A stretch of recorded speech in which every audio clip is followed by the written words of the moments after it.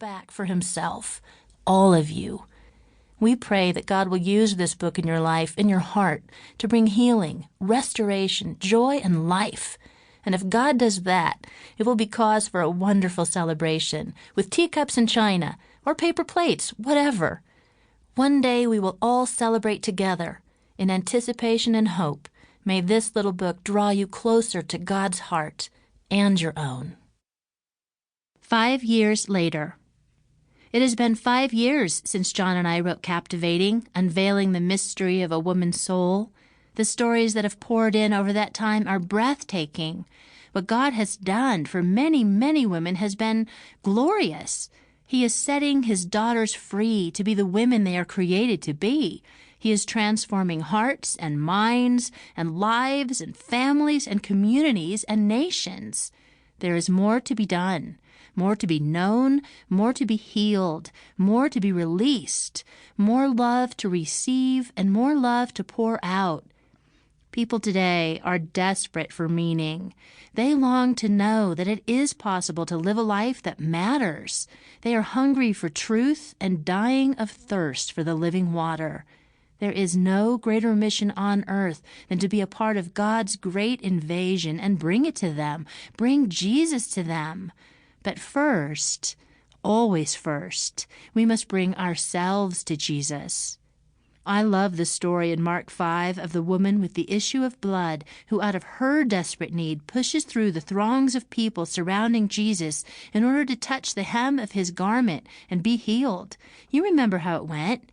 She had been bleeding for 12 years. She had spent all she had on the many doctors and treatments available to her. None of it had helped. In fact, she had only gotten worse. Now, broke and heartbroken, she has an unlooked-for opportunity. Jesus has come to her town. He is, at this moment, passing by.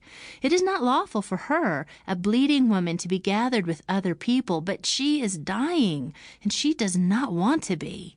So against all odds and against the law, she presses through the crowd and presses into Jesus. She reaches out with all the strength she yet possesses and touches him and is instantly healed. Wow! Let that sink in for just a moment. She is instantly healed. This story is one of the lost treasures of the gospel.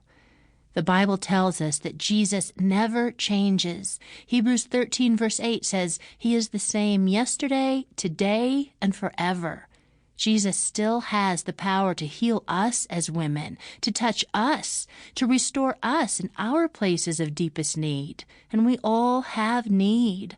All of us. In fact, some of us have been bleeding much longer than 12 years. What do you long for Jesus to do for you? What places in your heart are crying out for healing? Where have you lost hope? What do you need to press in to Jesus for?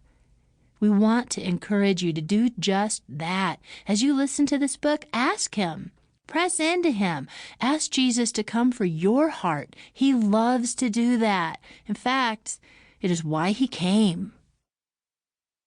Chapter 1. The Heart of a Woman. Sometimes it's hard to be a woman. Tammy Wynette. He saw that Fatima's eyes were filled with tears. You're crying? I'm a woman of the desert, she said, averting her face. But above all, I'm a woman.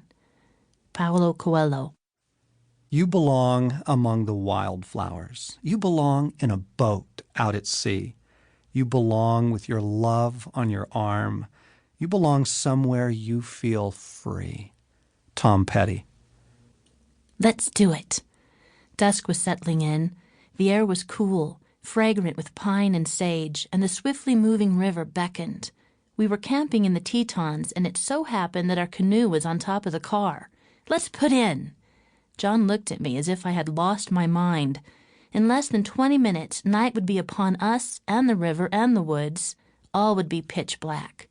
We'd be on the river, alone, with only a general idea of which way to go, down, where to take out, head for the road, and a long walk back to the car. Who knew what dangers lay out there? He looked at me again, looked at our young sons, and then said, "Okay."